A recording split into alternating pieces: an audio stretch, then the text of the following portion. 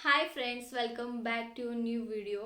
तर हा व्हिडिओ आहे अकाउंटचा पेपर रिव्ह्यूचा. तर आमचा 18 तारखेला पेपर होता CA फाउंडेशन अकाउंट्सचा फर्स्ट पेपर. आणि त्याचं मग मी सांगते कोणकोणता पेपर म्हणजे कोणकोणते क्वेश्चन मी अटेम्प्ट केलेत आणि किती मार्काचा लिहिला आहे. तर फर्स्ट क्वेश्चन मी अटेम्प्ट केला आहे जो ट्रू फॉल्सचा असतो 12 मार्कासाठी. तर त्याच्यामध्ये मी 4 अटेम्प्ट केले आणि त्याच्यामध्ये पण 2 बरोबर आहेत, 2 चुकलेत.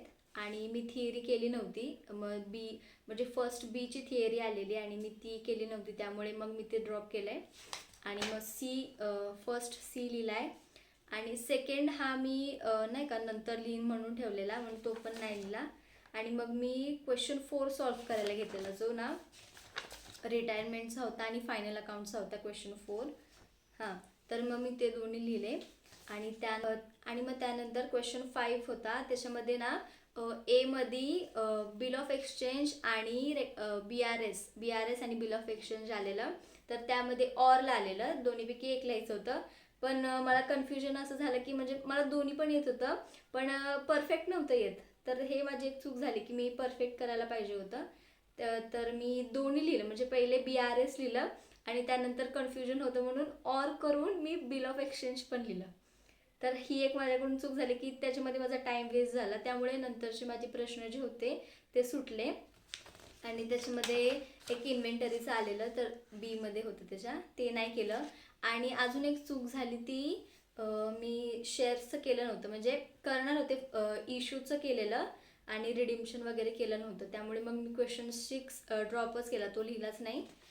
एक क्वेश्चन सोडायचा असतो ना, तर मग त्याच्यामध्ये मला खूप हे झालेलं, म्हणजे काय बोलतात त्याला, कन्फ्युजन झालेलं की कुठला लिहू. मला येत होतं, एक तर टाईम पुरला नाही आणि दुसरं कन्फ्युजन, म्हणजे मी कन्फ्यूज होते की लिहू का नको, कुठला लिहू असं. तर क्वेश्चन 6 मी ड्रॉप केला आहे. जो NPOचा होता क्वेश्चन 3A मध्ये NPO, तो नाही लिहिला मी, कारण NPO मला इतकं कन्फ्यूज झाले मी एक्झामच्या टायमिंगला. त्यामुळे मला ते सुचलंच नाही. म्हणजे मी फक्त जे आखून आले तिथून एक्सपेंडिचर आणि इन्कम आणि एक्सपेंडिचर अकाउंट आलेलं आणि आपल्याला पेमेंट आणि रिसिप्ट बनवायचं होतं.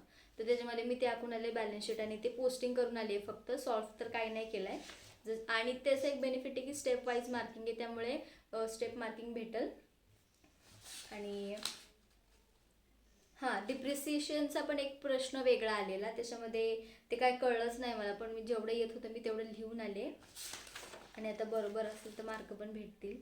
रेक्टिफिकेशन ऑफ एरर्सचा पण क्वेश्चन आलेला, तर त्याच्यामध्ये मी ते म्हटलं की नंतर करू, पण नंतर मला टाईमच नाही भेटला, त्यामुळे तो पण सुटला आहे माझा. तर ओव्हरऑल असं माझा पेपर मी अटेम्प्ट केला आहे. आय थिंक मी 60-70चा केला आहे अटेम्प्ट. आता त्याच्यामधून बघू कितीपर्यंत पडतात. 70पर्यंत अटेम्प्ट केला, त्याच्यामध्ये बघू किती पडतात. पण NPOचा आणि थिअरी आणि प्लस शेअर्स, हे मला ह्याच्यामध्ये माझे मार्क जाणार आहेत, कारण मी तो केला नव्हता परफेक्टली. म्हणजे मी NPOची प्रॅक्टिस केलेले, पण जे क्वेश्चन प्रॅक्टिस केलेले ते आलेच नाही आणि वेगळाच क्वेश्चन आला जो मी प्रॅक्टिस नव्हता केला.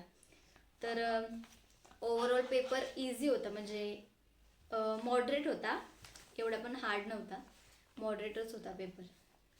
जास्त हार्ड पण नव्हता आणि जास्त इझी पण नव्हता. ज्यांनी अभ्यास केला आहे त्यांच्यासाठी इझी होता आणि ज्यांनी मीडियममध्ये गेला आहे म्हणजे मी, तर माझ्यासाठी मॉडरेट होता. आणि ज्यांनी केलंच नाही त्यांच्यासाठी हार्ड होता. तर ओव्हरऑल पेपर मॉडरेट होता. मी लिहिला आहे, मी 60-70चा अटेम्प्ट केला आहे आणि बाकीचा तर सुटला आहे, कारण मी ते सोडलेले. आणि कारण ते समजतच नव्हतं शेअरचं, शेवटी म्हणजे स्टार्टिंगला मी करायला पाहिजे होतं, पण मी केलं नाही. पण ठीक आहे, ती एक चूक झाली. ओव्हरऑल चांगला होता, मॉडरेट होता. तर असा रिव्ह्यू होता. सो तुम्हाला कसा पेपर गेला आहे ते पण सांगा. आणि बघू आता पुढचे पेपर्स कसे येत आहेत. Thank you, bye.